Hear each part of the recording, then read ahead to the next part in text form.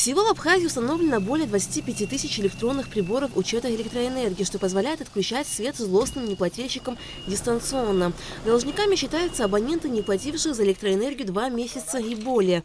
Но прежде чем обесточить должников, Черноморэнерго заранее уведомляет их и дает 5-дневный срок на погашение долгов.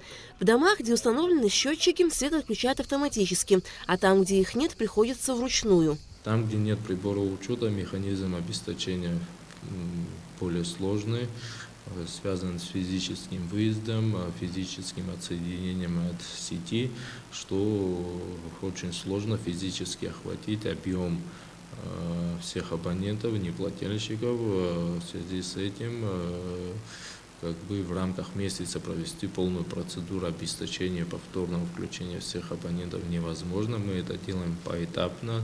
Начинаем там, где есть абоненты, которые не платили там десятками лет. В этом месяце около 100, наверное, абонентов мы уведомили о том, что будут обесточены. То есть и были те, которые физически были отсоединены от питания. Всего в Абхазии более 80 тысяч абонентов Черноморэнерго. Как показывает практика, там, где установлены приборы учета, существенное снижение потребления электроэнергии, и собираемость увеличилась на 12% в сравнении с прошлым годом. До конца текущего года Черноморэнерго планирует установить еще 20 тысяч приборов учета. Там, где приборы учета установлены давно, уже год-два, где люди уже привыкли к тому, что в случае неуплаты будет обесточение, и там практически сложностей нет, не доводят до этого момента и ведут оплату.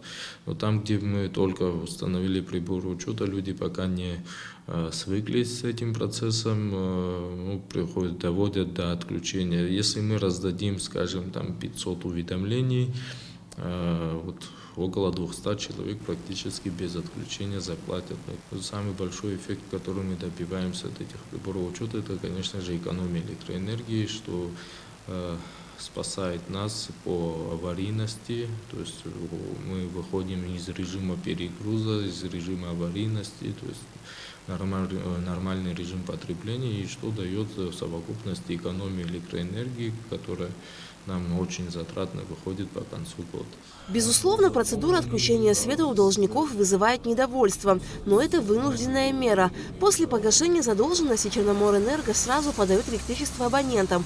Энергетики вновь призывают жителей с пониманием отнестись к ситуации и своевременно оплачивать счета за электроэнергию. Мы всегда подходим с пониманием, там, где мы обестачиваем, мы взимаем плату 50%, даже есть места, где мы не взимаем полную оплату, 50%, да, и если индивидуально, если есть сложности, мы там даже еще меньше, именно практически из реальных социальных положений, да, семьи мы делаем какие-то уступки и помогаем, вопреки на то, что мы нарушаем практически, мы должны взимать полную оплату, но мы это все понимаем реально.